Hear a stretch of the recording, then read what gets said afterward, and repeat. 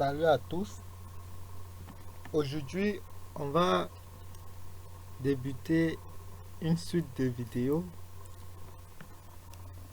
Cette suite va concerner précisément la programmation Arduino. Et peut-être à la suite, et d'ailleurs c'est vous qui me le préciserez dans les commentaires si vous en avez envie. On va d'abord commencer avec la programmation Arduino. Et à la suite, on verra comment attaquer la programmation des cartes comme des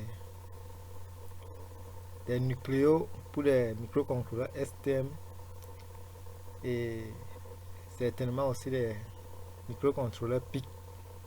Alors, cette vidéo aujourd'hui va concerner les idées de programmation. On va faire un petit tour sur l'idée Arduino et voir comment l'utiliser, voir ses limites et je vous présenterai l'autre idée qui est d'ailleurs une plateforme très puissante utilisée par beaucoup de professionnels. Ça sera la plateforme I/O utilisée dans l'IDE Visual Studio Code. Alors, ça se présente souvent comme suite.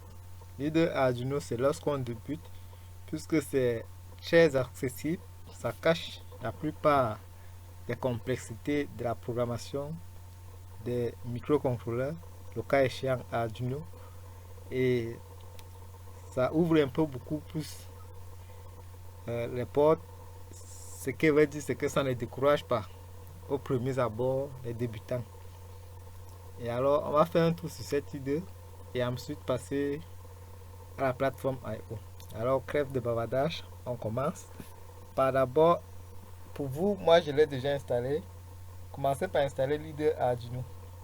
Il suffit de faire une petite recherche dans votre navigateur, télécharger Arduino par exemple, ou simplement écrivez Arduino.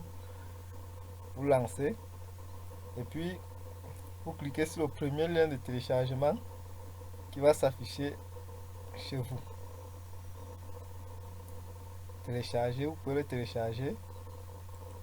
Et dès que vous le téléchargez, l'installation c'est classique. En tout cas, je ne veux pas perdre de temps sur ça. Bon, il y a la version 2.3.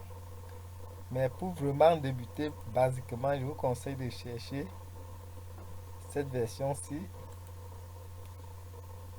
La version 1. En tout cas, cherchez, télécharger ce que vous voulez. Moi, ici, je vais utiliser la version 1.8. Et j'espère en tout cas pour vous qu'il n'y aura pas, on ne sera pas trop en déphasage. Mais pour ce tuto, précisément, je vous conseille de télécharger la version 1.8. Peut-être que ceci. En tout cas, toutes les versions sont déjà mises à jour. Mais c'est pas grave. J'espère qu'on sera en face. Vous pouvez aussi profiter ou télécharger directement. Je vous aide à l'écrire, mais sinon, il y a une vidéo disponible sur cette chaîne. Profitons, télécharge Visual Studio Code. La vidéo, elle est disponible sur cette chaîne si vous voulez. Vous partez la regarder. Pour ne pas prolonger cette vidéo, je ne veux plus parler de l'installation, du téléchargement. Je vous aide seulement avec le nom. Si vous n'avez pas encore regardé cette vidéo, on va profiter, on va directement télécharger Visual Studio Code. Le nom c'est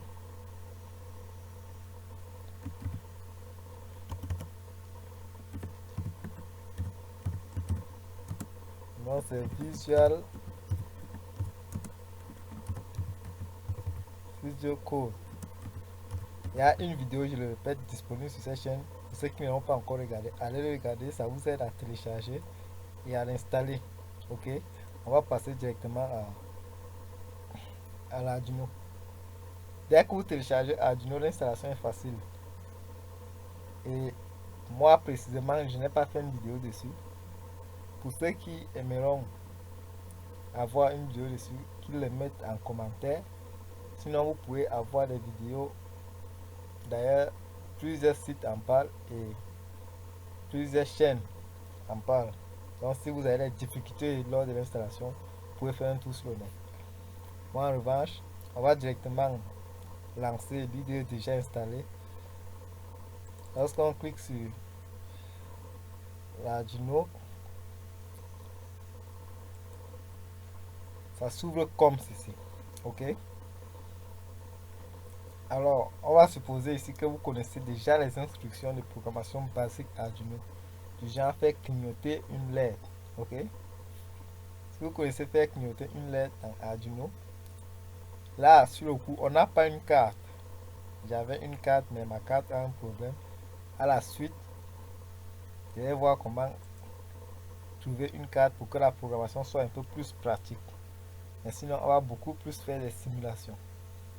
Et ça aide aussi à explorer tout l'univers du microcontrôleur Arduino, de la carte Arduino.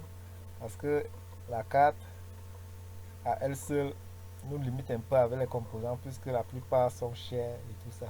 En simulation, on n'a pas de limitation. Ok, lorsqu'on oublie de Arduino, on a ceci. On va commencer par expliquer un peu les points importants et ça sera un bref détail, je veux dire. Ici, on a en blanc, on a l'idée même en question où on saisit le code. Par exemple, j'écris une instruction digital write, une instruction que je suppose que vous connaissez bien. Digital write. En tout cas, tous les codes s'écrivent ici, dans cette partie. Ok? Alors, dans cette partie-ci, on a deux grandes fonctions qui nous permettent de travailler dans, la plupart des idées Arduino. En tout cas, toute programmation Arduino contient cette fonction. On a la fonction void setup, la fonction void loop. Loop en anglais c'est une boucle, la signification en français. Ça veut dire que tout ce qu'on va écrire ici va se répéter à l'infini. En revanche, tout ce qu'on va mettre ici ne va s'exécuter une seule fois. Alors avant cette fonction, en haut ici, tout ce qui va se mettre là sera les inclusions des fichiers, des bibliothèques et les déclarations des variables. On va pas entrer en détail pour cette vidéo. Ici, le bouton qui est là comme un juste, c'est pour compiler un programme. Compiler, c'est transformer notre code qu'on écrit en nos langues, pour nous les humains. Ça permet de transformer ce langage en un langage machine, c'est-à-dire soit du binaire, soit de l'hexadécimal. Bref, un langage compréhensible par le processeur. La deuxième icône, c'est la flèche vers la droite. C'est pour le téléversement. Alors, c'est quoi le téléversement? C'est lorsqu'on prend notre code qu'on a compilé dans l'ordinateur, parce qu'on compile le code, le fichier reste dans l'ordinateur, alors que on va exécuter le fichier, ça doit s'exécuter dans la machine, dans la carte Arduino.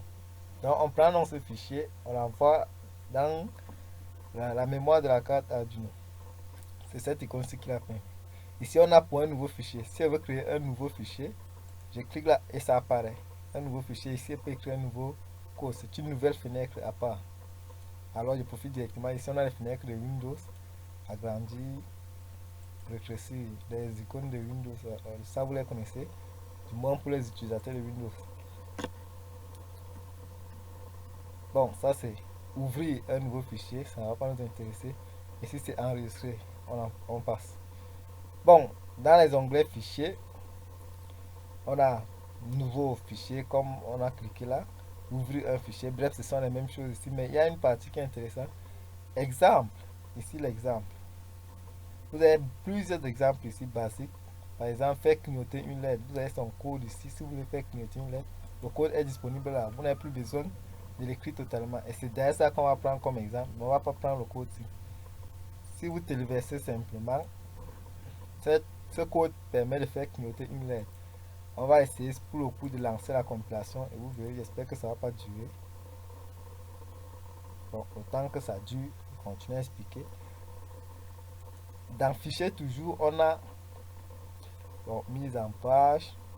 enregistrer sous les enregistrements fermés. Exemple, on l'a déjà dit. Pour avoir, bon, explorons pas encore l'exemple. On a ici beaucoup pour les capteurs. Exemple des capteurs. C'est-à-dire le code est déjà écrit complètement. Vous prenez seulement, si vous avez des modifications à faire, vous modifiez et vous compilez, vous téléversez. Tout est écrit là. On a un cas de Liquid Crystal. Ça, c'est un code très utilisé pour les afficheurs, les écrans LCD.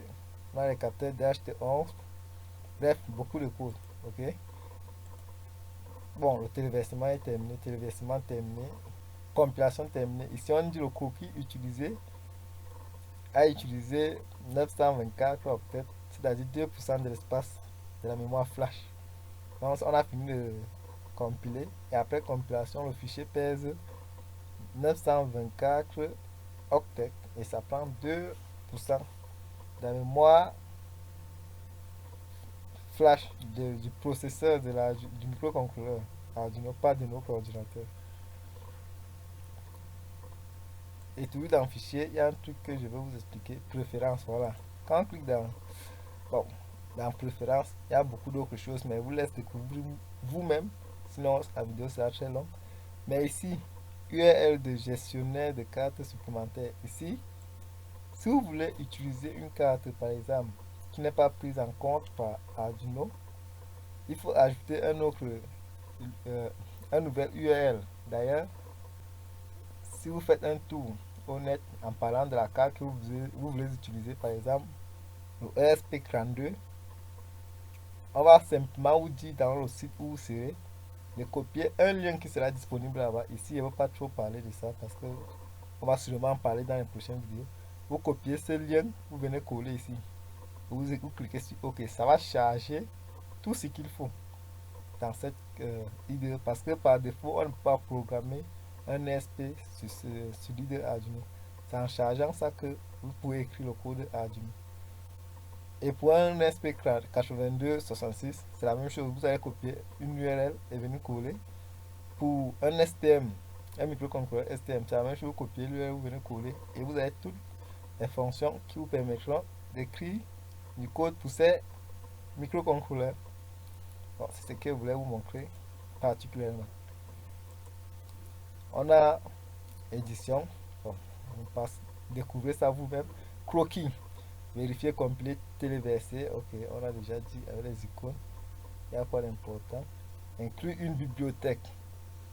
Bon, puisqu'on ne va pas inclure une bibliothèque ici, on va seulement parler de ça. La vidéo, puisque devenu long. Inclure une bibliothèque. Si vous voulez inclure une bibliothèque, vous glissez là, gérer les bibliothèques.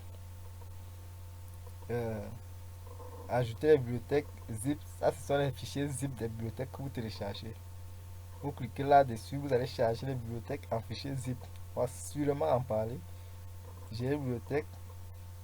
Ça nous permet de télécharger les bibliothèques qui ne sont pas déjà disponibles ici. Et vous voyez là, ça tourne un peu. Mais sinon, lorsque vous êtes dans Croquis, et ça va sûrement bloquer la vidéo. C'est ce que je n'aime pas. Mais on va continuer les explications.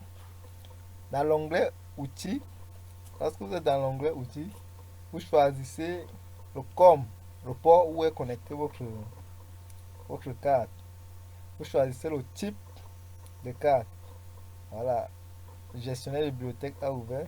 Vous faites une recherche ici, vous mettez le nom de votre bibliothèque et ça va sortir là, vous cliquez sur installer. C'est un truc qui est du coup très lent lorsque on l'utilise, je sais pas pourquoi. Du coup, ça fait tourner, mais franchement, la machine, donc on va passer dessus. Je vais sûrement faire une vidéo dessus, ou alors je vais profiter de vous l'expliquer dans les vidéos où on aurait besoin d'inclure les bibliothèques.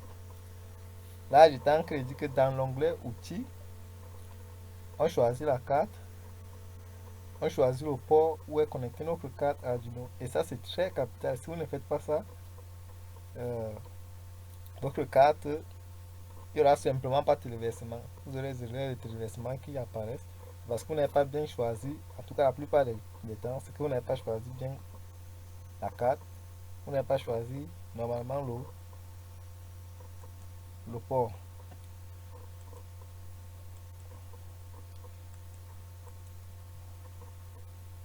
Ça a carrément rendu mon ordinateur là.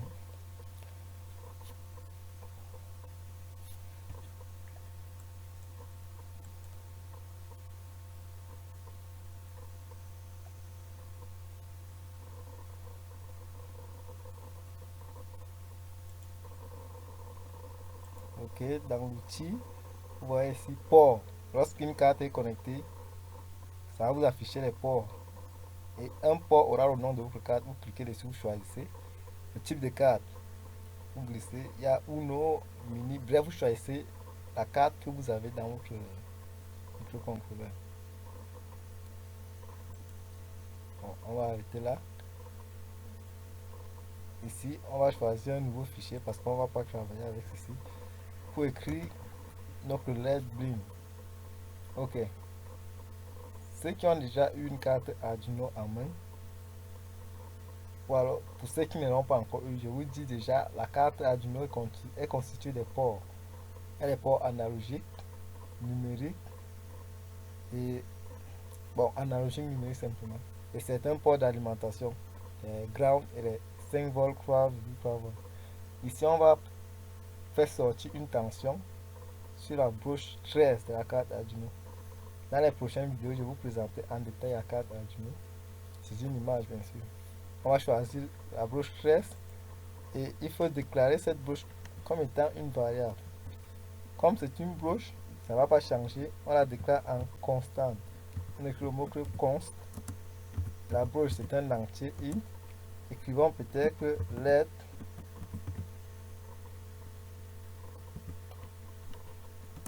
une égale. La broche, c'est 13. Ok, point virgule. Nous sommes en C++. Les points virgule, c'est fin des instructions. Indispensable. Ok, ici, l'instruction. Il faut qu'on dise soit dans cette broche, on va faire entrer de la tension ou on va faire sortir la tension. Ici, c'est pour faire allumer une LED. Éteindre. Donc, on fait sortir la tension. L'instruction, c'est pin mode. On va faire des vidéos en détail pour expliquer tout sur l'Arduino. Ça, c'est une présentation des idées. Donc, ne vous gênez pas si vous ne comprenez pas. C'est une présentation des idées. C'est pour que vous installez les idées et vous les maîtrisez. Pin mode. Je mets LED 1. Et puis, on dit que c'est une sortie. Output. Ok. Bon, on ajoute là comme bénéfice la communication série serial.prime. Vous voyez depuis que j'écris là, il n'y a pas de compression automatique. Pour ceux qui ont fait déjà de la programmation savent que dans certaines idées, il y a de la compression automatique. Ici, j'écris depuis, c'est moi qui connais tous les mots en tête. Tu dois savoir comment les mots s'écrivent. Regardez par exemple, je ne sais pas si vous voyez. Regardez pin mode. Tu dois savoir que le P est en minuscule et le M au milieu est en majuscule. Sinon, c'est faux. Voyons par exemple, je mets le M en majuscule. Ça ne reconnaît pas, c'est faux. Donc il faut savoir tout ça. Et du coup, il n'y a pas la compression automatique. Vous allez voir le serial ici là. Vous voyez l'erreur qui va se présenter. Serial begin. Je fais exprès. Serial begin.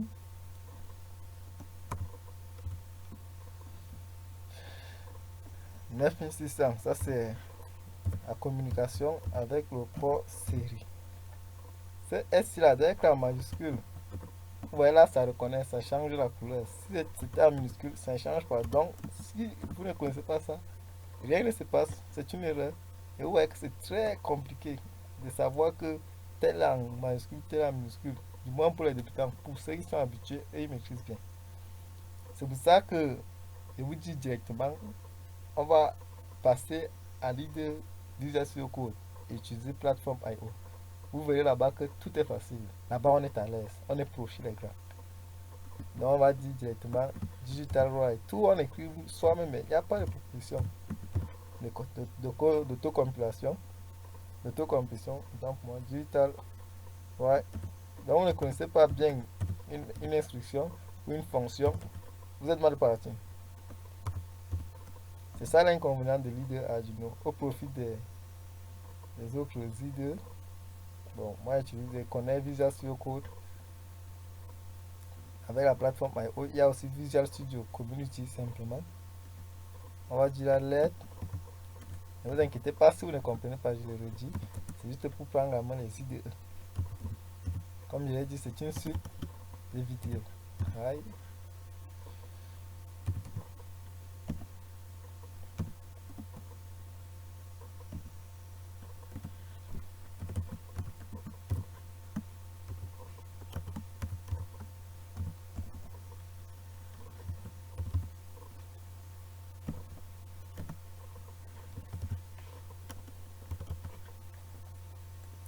Ouais, bien que quand une instruction est bien écrite, c'est coloré en couleur. Quand c'est mal écrit, ça reste en noir. Les mots-clés sont toujours colorés. Vous allez voir si j'écris un peu le lot aussi en minuscule, ça reste en noir, donc c'est mal écrit. Il faut connaître tout ça. C'est pénible. D'où l'intérêt d'utiliser Visual Studio Code. Alors, on passe directement à Visual Studio Code. Je vais fermer ça.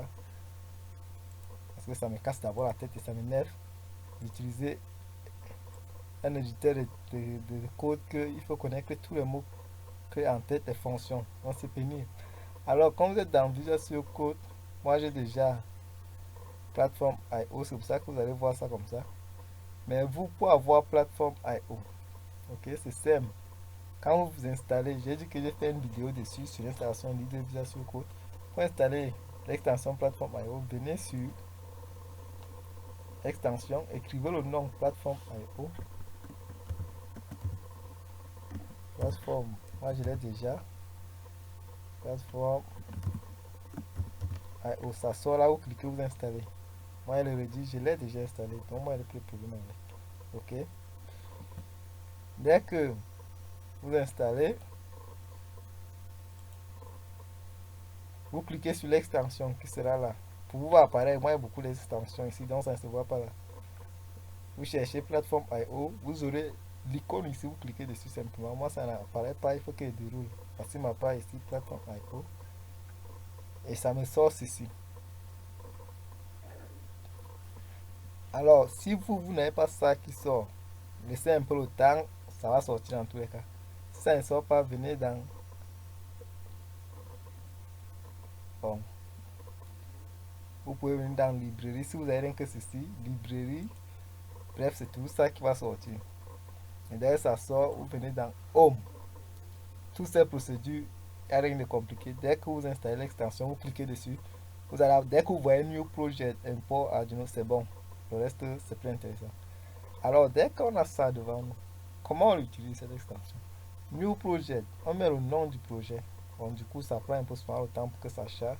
Mais on va supporter parce que c'est un truc très important et c'est utile, facile à utiliser, agréable quoi. Comme on travaille avec, on est à l'aise. On met le nom par exemple, moi je vais mettre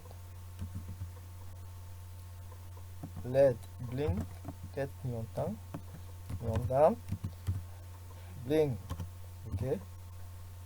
Select board, select the board, sélectionner la carte. C'est la même chose avec l'idée Arduino là-bas. On peut écrire simplement Arduino Uno ou sélectionner. C'est vous qui voyez. Arduino Uno. Ok. Finish. On attend que le projet se crée. On va un peu patienter. Si ça dure trop, il va couper la vidéo, mais patientons d'abord. Alors, ça a vite été fait. Oui. Bon, moi j'avais déjà un projet ouvert. Vous, voilà notre projet ici, LED Bling. Alors, comme vous avez ça, on a le dossier PIO, le dossier .vs Code, ça c'est pour les configurations. Le dossier include, là, include c'est pour les fichiers header. Bon, ceux qui ont fait la programmation savent de quoi on parle. Les fichiers d'entête. Ici c'est pour les live, pour les bibliothèques que vous allez installer. Ici c'est les fichiers sources. Bon, le reste ne nous intéresse pas. Quand vous cliquez sur fichier source, ça déroule. Et ici on a main.cpp. Encore, ceux qui ont fait de la programmation, c'est savent de quoi on parle. Quand on clique sur main CPP, on a ceci qui sort. Bon, on va bien vous le connaître. Excusez. On va bien reconnaître que le voice setup, si qu'on avait bien essayé. Attendez que je zoome, pardon. Ok. On reconnaît bien le voice setup qu'on avait dans Arduino. On reconnaît le voice loop qu'on avait là-bas. Et ici, on a JS include Arduino qu'on n'avait pas en ligne de Arduino. Ça explique, ça veut dire simplement que ici, dans cette idée, l'utilisation de Arduino ici est quelque chose d'externe. Donc, c'est pas propre à cette idée. Contrairement à Arduino qu'on utilisait tout à l'heure, qui est spécialisé dans la programmation Arduino, Visual Studio Code, c'est pas le cas. Donc, il faut qu'on incluse les bibliothèques nécessaires à cette programmation. C'est pour ça qu'on voit cette ligne ici. Alors, ça, ce sont les fonctions. Hein. On ne va pas les utiliser, on efface tout. On conserve simplement la structure. Enfin, les deux fonctions. Le reste ne nous intéresse pas.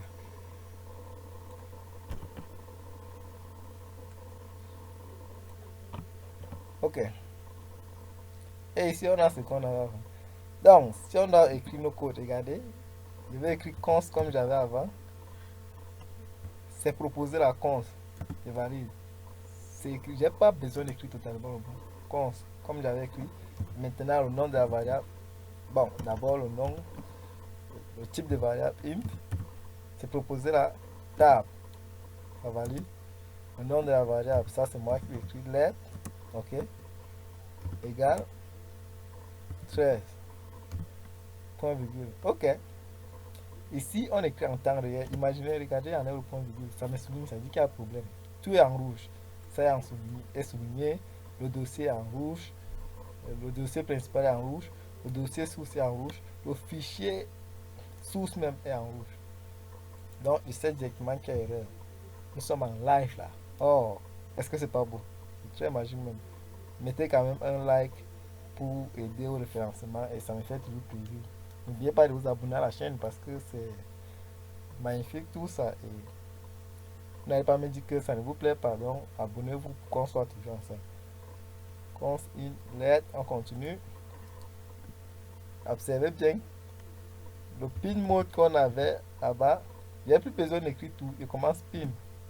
J'appuie sur tab et ça valide. Bon, en fait, il ne faut pas qu'on se trompe. J'écris pin.